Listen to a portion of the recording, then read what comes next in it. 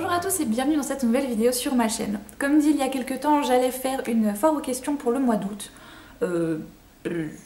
Voilà, parce que ça fait un moment qu'on m'a demandé si je comptais en refaire une, donc voilà, je m'exécute. Sur Twitter, vous pouviez me poser vos questions et donc j'en ai sélectionné quelques-unes. J'en ai également prises des plus anciennes qui étaient encore sur l'article du blog et auxquelles je n'avais encore absolument pas répondu, donc voilà, je m'en excuse.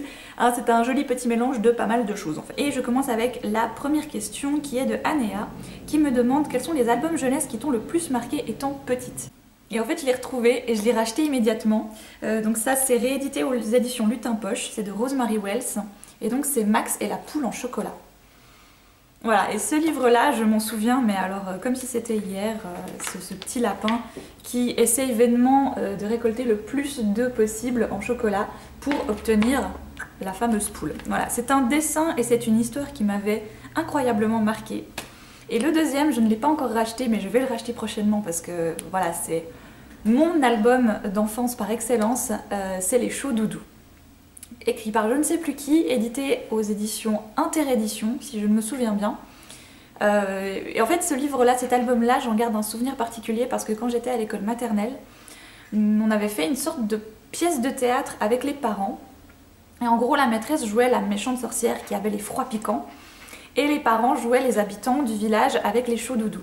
Et c'est toute une histoire assez mignonne sur le fait que les chauds doudous apportent chaleur, amour, bonheur, etc. Et que la sorcière avec ses froids piquants veut détruire ce bonheur-là.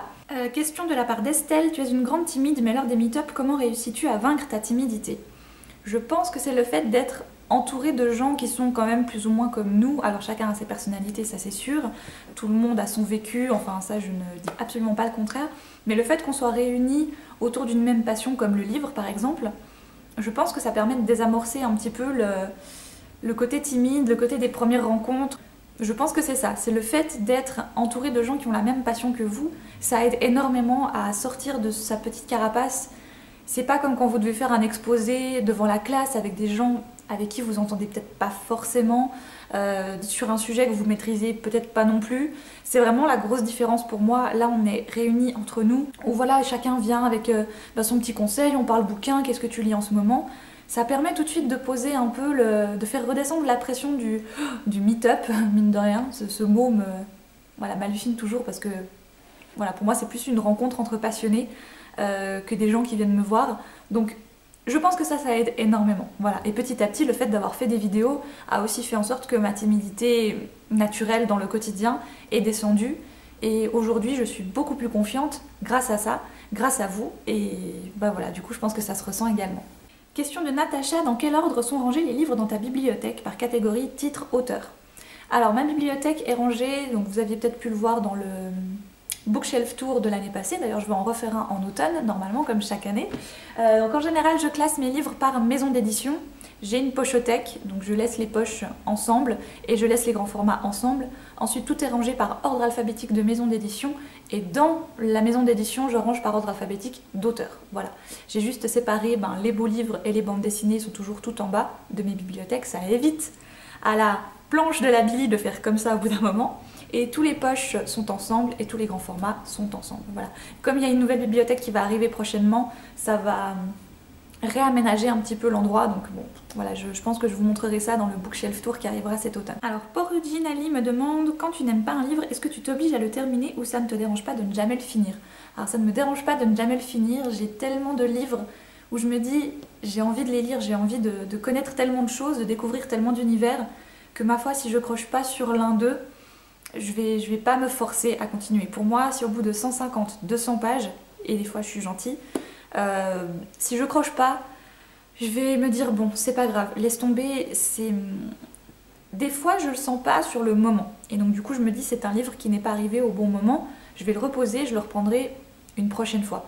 Des fois je sens que ça le fait pas du tout entre moi et un livre, et là du coup je ne me pose pas plus de questions, je me dis bon, c'est pas grave, mauvais timing, mauvais livre, mauvais tout en fait.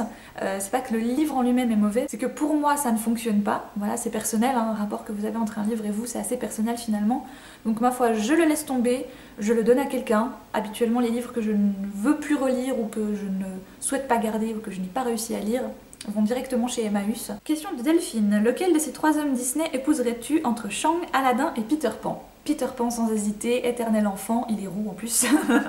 Question de Anton. Penses-tu travailler à la FNAC encore longtemps ou as-tu d'autres projets, ouverture d'une librairie, etc. J'aimerais énormément ouvrir ma librairie, je ne vous le cache pas. C'est vraiment un projet que je garde voilà, très profondément ici. Mais c'est compliqué, c'est des choses qui prennent beaucoup de temps. J'ai eu une amie de ma mère qui a ouvert sa propre librairie à la ville de Romont, qui s'appelle La Rumeur, qui est une très jolie petite librairie indépendante. Mais l'avoir vu faire, ça m'a aussi montré toutes les galères que ça peut être. C'est-à-dire ne pas se verser de salaire pendant en tout cas une année, voire 2 ans, s'investir à 100%, voire à 1000% là-dedans. Et d'un autre côté, j'ai pas vraiment la tête à ça, j'ai d'autres projets en cours dans ma vie personnelle qui vont pas me laisser le temps de m'investir vraiment complètement là-dedans. C'est sûr que pour l'instant, travailler à la FNAC, c'est pas le rêve ultime. Est-ce que tu penses refaire des meet-up en Suisse? Question de Léa. Alors oui, je pense. On en a fait un dernièrement au mois de juin, donc je pense pas que ça va être tout de suite, mais d'ici printemps l'année prochaine, j'aimerais énormément en refaire. Julien me demande, peux-tu parler de comment tu as créé ton blog? C'est vrai que le blog a une très grande importance pour moi. Je le garde encore très actif. Pour moi, vraiment, la chaîne et le blog sont énormément complémentaires. Je ne me vois pas continuer l'un sans l'autre finalement. Le blog, je l'ai commencé avant tout par... voilà, j'avais envie de rentrer le soir et de me dire je continue à travailler en quelque sorte et je continue à conseiller des livres. Ça a commencé sur Sky, comme beaucoup, et par la suite, je me suis dit que Blogger, donc Blogspot, était plus approprié à ce que j'avais envie de continuer. C'est comme ça que j'ai créé le blog, c'est vraiment par envie de continuer à partager mes avis une fois rentrée à la maison. Et c'est quelque chose que je garde encore énormément actif, même s'il y a la chaîne qui demande énormément de temps. Pour moi, les deux sont vraiment complémentaires et je les garde précieusement les deux. Question de UN2, ça te dérange pas si on vient te parler pendant quelques minutes pendant que tu es au travail?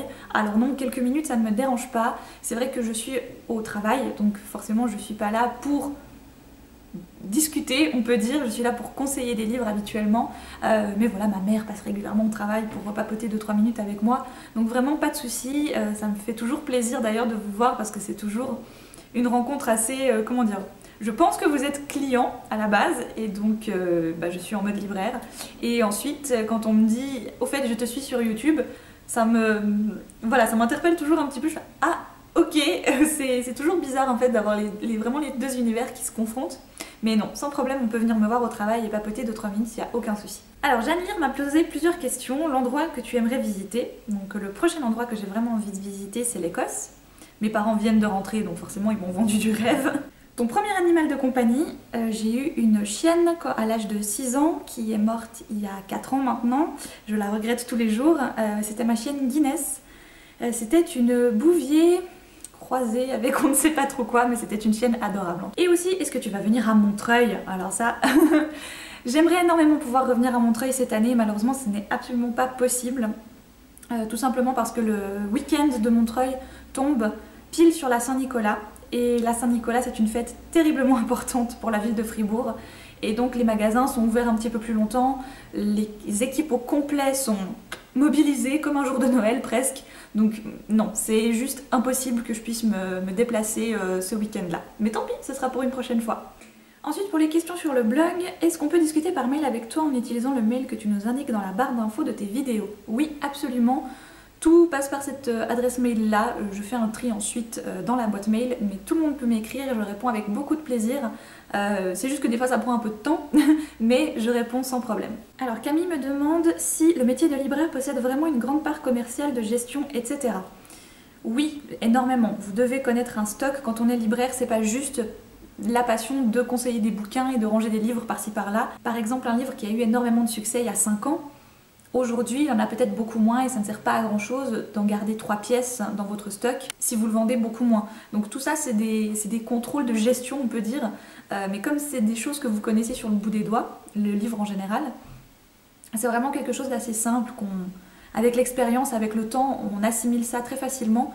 Et c'est terriblement facile par la suite de se dire bon bah ça je sais très bien que je ne le vendrai plus loin, et au pire la commande client est toujours disponible et on peut toujours faire revenir des livres. C'est pas parce qu'on décide de ne plus le garder qu'il va plus jamais revenir et qu'on pourra plus jamais l'avoir, ça fonctionne pas comme ça. Mais il faut savoir avoir un bon roulement de stock. Des fois il faut savoir laisser partir ses coups de cœur, et c'est ça je pense le plus difficile dans le métier de libraire, c'est qu'on a nos propres coups de cœur, on a envie de les vendre, on a envie de les conseiller, Malheureusement, des fois, nos coups de cœur ne sont pas ceux des gens et nos coups de cœur ne se vendent pas. Ça arrive, c'est triste mais ça arrive, et à ce moment-là il ne faut pas avoir peur de se dire bon bah tant pis, je laisse partir ce livre-là parce que visiblement personne n'a envie de le lire en ce moment.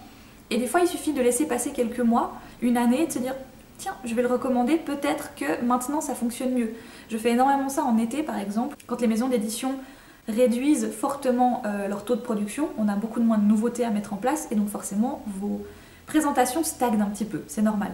Alors moi souvent ce que je fais, c'est que je recommande des anciens titres, des ouvrages qui ont 5, 6, 10 ans même des fois, pour faire du neuf avec du plus ancien. Voilà, et en fait le client voit quelque chose de nouveau qu'il n'a pas vu depuis longtemps, ou même qu'il ne connaissait pas, et ça fait cet attrait de nouveauté alors que ça n'en est pas. Voilà, c'est des petites astuces, mais c'est énormément de gestion, mais c'est une gestion agréable. Voilà, pour moi qui ai peur des chiffres, qui déteste les chiffres, gérer un rayon de librairie, ça ne me fait absolument pas peur parce que je connais.